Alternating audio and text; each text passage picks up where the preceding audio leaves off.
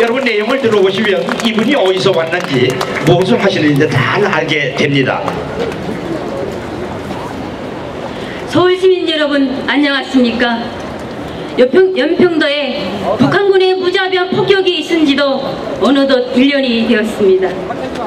종전 이후 가장 충격적인 사건이었음에도 불구하고 많은 사람들은 잃어버렸거나 아니면 무덤덤한 상태가 되었습니다.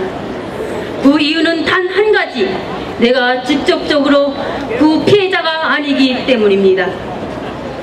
하지만 지금 폭격으로 피해를 입은 연평도 주민들과 폭격으로 사망한 2명의 장병들의 가족들에게는 영원히 잊지 못할 일이 될 것입니다.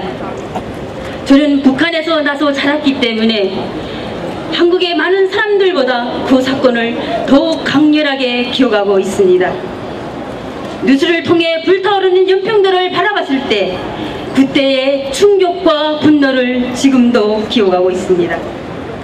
우리는 왜 그토록 중대한 사건에 대하여 이토록 빨리 잊어보려 가고 있는 것입니까?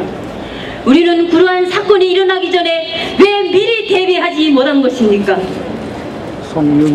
북한이 선전포고 없이 도발을 강행했음에도 불구하고 왜 확실하게 분명하게 응징하지 못한 것입니까? 제가 말씀드리고 싶은 것은 바로 이것입니다. 저는 한국에 온 지 4년이 되었습니다. 고작 4년이라고 말씀하실 분들도 계시겠지만 저에게 4년은 긴 시간이었습니다. 4년 동안 보고 느낀 한국에 대한 모습을 한마디로 요약한다면 대한민국은 정말 자유를 만끽하고 있는 나라다라는 것입니다. 지금 대한민국은 휴전 상태이지 종전이 아닙니다. 자동차로 비유하면 대한민국은 신호대기로 잠시 정차하고 있는 것이지 주차장에 차를 정차시킨 것이 아니라는 말씀입니다. 그런데도 대한민국의 모습을 봤을 때 군대를 제외하고는 휴전 중인 나라라는 모습을 그 어디에도 찾아볼 수 없을 정도로 자유를 마음껏 누리며 살아가고 있습니다. 저는 한국에 오기 전에 북한에서 수십 년 살았고 중국에도 잠시 살았습니다. 북한보다는 개방되었다고 하는 중국에서도 국민들에게 정치적인 자유는 보장하지 않고 있습니다. 그러나 대한민국은 그렇지 않습니다. 국민들 누구나가 자유롭게 자신의 사상을 이야기할 수 있고 자신의 정치적 소신에 따라 투표할 수도 있습니다. 심지어 대통령까지도 마음 놓고 비판할 수 있는 나라가 바로 대한민국입니다. 저는 사상이 통제되고 억압되어 온 사회에서 살았기 때문에 이러한 자유가 얼마나 소중하고 가치 있는 것인지 뼈저린 체험을 통해서 느껴온 사람입니다.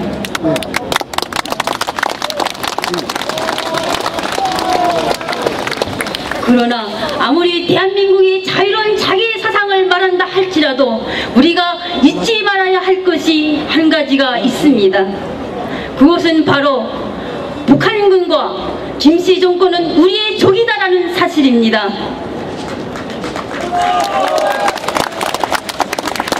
저는 대한민국에 와서 대학에 다니면서 역사를 전공했습니다. 비록 책을 통해서이기는 하지만 지금까지 동서고급의 많은 국가들과 군주들 가운데 북한에서 김씨 정권처럼 무능하고 야만적이며 멀상시간 지도자를 본 적이 없습니다. 서울 시민 여러분, 소위 햇빛 정책을 주장하는 평화주의자들은 우리의 강경한 노선에 대하여 북한을 자극시킨 것뿐이라고 말하고 있습니다. 그러나 천만의 말씀입니다. 저 북한 김씨 정권은 현재 가진 것도 없기 때문에 남한과의 거래에서 더 잃을 것도 없던 정권입니다. 햇빛 정책이 진행됐던 지난 40년 동안 북한에는 100억 달러가 넘는 돈이 흘러 들어갔습니다. 그러나 그 많은 돈 가운데서 단 1달러도 북한 북한 주민들에게 돌아가지 않았습니다. 미사일과 총탄, 핵무기를 실험하는 데 사용하였습니다. 여러분이 잘 아시는 대로 2006년에는 북한에서는 핵무기 실험을 실시하였습니다. 그 핵무기 실험으로 인하여서 북한 주민 전체가 자그마치 8년 동안 먹을 수 있는 식량 자원이 날아갔습니다. 지금도 북한에서는 많은 사람들이 굶어 죽어가고 있습니다. 굶주림을 해소하기 위해서 많은 어린 아이들이 산과 들로 배회하면서 풀뿌리를 캐고 있습니다. 누가 그들을 죽이고 누가 어린 아이들을 산과 들로 내몰고 있습니까? 바로 저 멀상식하고 비인간적인 김신 정권이 그들을 굶겨 죽이고 산으로 들로 내몰고 있는 것입니다. 우리가 보내는 햇빛이 북한 주민들에게는 바늘 구멍만큼도 비춰지지 않았다는 것입니다. 김씨 정권은 이젠 더 이상 어떤 약발도 듣지 않는 미친 개나 다름없습니다.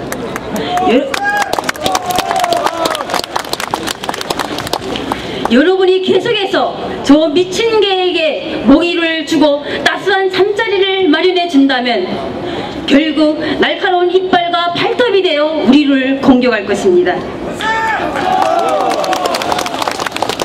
우리는 북한의 연평도 포격사건 일지를 맞이해서 그날의 그 공포와 분노를 결코 잊어서는 안 된다는 것입니다. 대한민국이 아무리 언론의 자유가 있다 할지라도 휴전선을 마주하고 대치하고 있는 상태에서 적에게 허전적인 발언이나 친화적인 발언을 하는 것은 우리의 생명인 안보마저도 방기하는 것으로 정말 어리석은 일이 아닐 수 없습니다. 제가 이렇게 말씀드리는 것은 결코 시대착오적인 허전적인 발언이 아님을 말씀드리며 더욱이 분단의 거차가를 주장하는 행위도 아닙니다. 미친 개에게 다시 물리기 전에 미친 개로부터 우리 스스로를 보호하고 지켜야 한다는 것입니다. 저 미친 개에게 신음하고 있는 북한의 2천만 독보들의 해방을 위해서 그 의무가 우리 대한민국 국민들에게 있다는 것을 다시 한번 말씀드리고 싶습니다. 대한민국 속담에 미친 개에게는 몽둥이가 제격이라는 속담이 있듯이 지금 저들에게 필요한 것은 약이 아니라 몽둥이라는 것입니다. 감사합니다. 네, 고맙습니다. 미친 개